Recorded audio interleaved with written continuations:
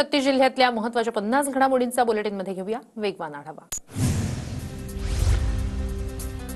जालन्यात 10वीच्या परीक्षेत कॉपीमुक्त अभियानाचा फज्जा। बदनापूरमधील परीक्षा केंद्रावर कॉपी बहादरांचा सुळसुळाट। विद्यार्थ्यांना कॉपी पुरवण्यासाठी भिंतीवरून उड्या। व्हिडिओ समोर। जळगावमधील 10वीच्या परीक्षा केंद्रावर गैरप्रकार सुरू। विद्यार्थ्यांना सर्रास कॉपी पुरवल्या जात असल्याचं समोर। भिंतीवरून उड्या मारत कॉपी पुरवल्या जात असल्याचं समोर।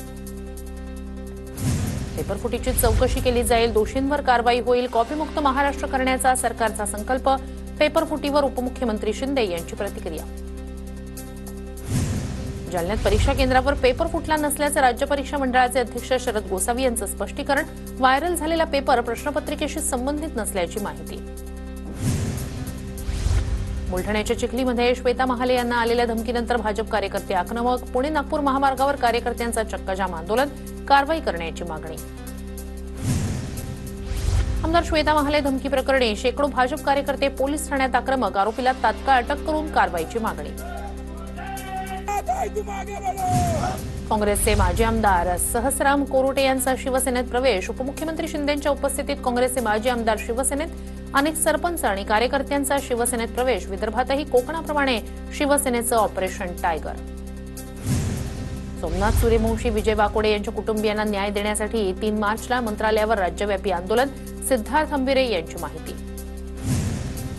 अमरावती जिल्हाधिकारी कार्यालयावर अंगणवाडी सेविकांचं महाधरणं आंदोलन। विविध मागण्यांसाठी आंदोलन। मागण्या मान्य न झाल्यास काम बंद आंदोलनाचा इशारा। मुक्ताईनगरात प्रलंबित जात प्रमाणपत्र मिळत नसल्यानं आदिवासी कोळी समाज उतरला रस्त्यावर। यामुळे राष्ट्रीय महामार्ग रोखला। लवकरात लवकर प्रमाणपत्र देण्याची मागणी। मंत्री शिवेंद्रराजे भोसलेंकडून मुंबई गोवा महामार्गाचा आढावा। महामार्गाचं काम मे अखेरपर्यंत करण्याचे प्रयत्न। शिवेंद्रराजेंची माहिती। काम पूर्ण करण्यासाठी मनुष्यबळ वाढवण्याच्या सूचना। वाहनधारकांनी 1 एप्रिल 2019 पूर्वी नोंदणी केलेल्या वाहनांना हाय सिक्युरिटी नंबर प्लेट लावावी। उपप्रादेशिक परिवहन अधिकारी स्नेहा मेंढे यांचं आवाहन। पंढरपूरच्या 130 कोटी रुपयांच्या कामाची निविदा रद्द। तांत्रिक कारणामुळे निविदा थांबवल्याची सूत्रांची माहिती। फडणवीस सरकारच्या पहिल्या 100 दिवसाच्या कामांमध्ये या कामाचा होता समावेश।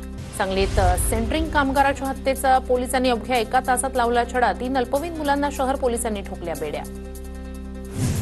गडचिरोलीच्या भामरागड तालुक्यातील गावांमध्ये माओवाद्यांना गावबंदी। पोयारकोठी मरकणार ग्रामस्थांकडून पोलिसांना बंदुका सुपूर्द। शासकीय योजनांच्या लाभामुळे नागरिकांचा पोलिसांवर विश्वास वाढला।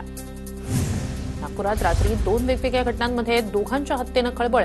यशोधरा पोलीस ठाणे आणि इमामबाडा या 2 भागांमध्ये दोन्ही हत्या झाल्याची माहिती। प्रयागराजमध्ये महाकुंभसाठी गेलेल्या कुटुंबाच्या घरात चोरी। नागपूरमधील कळमना परिसरात घडली चोरीची घटना। पोलिसांनी शिताफीनं चोरट्यांना ठोकल्या बेड्या। जळगावच्या 40 गावात लग्न समारंभातून 10.5 लाखांचे सोन्याचे दागिने चोरीला। 40गाव पोलिसात गुन्हा। सीसीटीव्हीच्या आधारे चोरट्यांचा शोध सुरू। पुण्यात भाड्यानं घेतलेल्या गाडींची परस्पर विक्री करून फसवणूक करणाऱ्या टोळीचा पर्दाफाश। 16 गाड्या खराडी पोलिसांनी घेतल्या ताब्यात। खराडी पोलीस स्टेशनमध्ये गुन्हा दाखल। दोघांना अटक। लासलगाव आणि येवला बाजार समितीत कांद्याच्या दरात घसरण। कांद्याचे सरासरी बाजार दर 1750 पर्यंत कोसळले। नवीन उन्हाळी कांद्याची आवक झाल्यानं दरावर परिणाम। परभणीतील खासगी बाजारपेठेत तुरीला 6700 रुपयांचा दर कमी झाल्यानं शेतकरी हवालदिल। नाफेड करून खरेदी लवकरच सुरू होणार। तूर विक्रीसाठी नोंदणी करण्याचं शेतकऱ्यांना प्रशासनाचं आवाहन। रब्बी हंगामात टोमॅटोची सरासरीपेक्षा जास्त लागवड। टोमॅटोला प्रति किलो 5 रुपये भाव। शेतकऱ्यांचा उत्पादन खर्चही निघत नसल्यानं शेतकरी हवालदिल।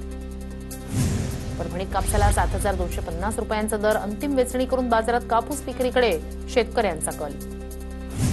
बुलढाण्याच्या कोलवडमध्ये शेतकऱ्यांकडून राजमा आणि चिया पिकाची शेती। 40 ते 45 हेक्टरवर राजमा आणि चिया पिकाची लागवड। चियाला 22 ते 23 हजारांचा दर। नांदेड जिल्ह्यात बदलत्या वातावरणाचा आंब्याच्या मोहराला फटका। 15 दिवसांपासून जिल्ह्यात उष्णतेत वाढ। परिणामी आंब्याचा मोहर गळतीला सुरुवात। आंबा उत्पादक शेतकरी हैराण। जालना जिल्ह्यातील 2,57,297 शेतकऱ्यांना मदत जाहीर। ई-केवायसी प्रक्रिया न केल्यानं 27,000 शेतकरी मदतीपासून वंचित। ई-केवायसी प्रक्रिया पूर्ण करण्याचं प्रशासनाचं आवाहन। बुलढाण्याच्या कोलवडमध्ये कृषी ड्रोनचं प्रात्यक्षिक सादर। कृषी विभाग आणि कॉनफ्लाय डायनामिक्स यांचा पुढाकार। ड्रोन फवारणीमुळे शेतकऱ्यांचा पैसा आणि वेळ वाचणार। नाशिकच्या अंबड लिंक रोडवर जलवाहिनीला गळतीमुळे पालिकेच्या जलवाहिनीतून पाण्याची नासाडी। 22,000 लोकसंख्येच्या पाणी पुरवठ्यावर परिणाम होणार। दुरुस्तीचं काम सुरू असल्यानं काही भाग पाणी पुरवठ्याच्या संदर्भात प्रभावित। जळगावच्या भुसावळमधील रत्नूर धरणातून आवर्तन सोडलं, तापी नदीत 700 क्युसेकनं पाणी सोडलं.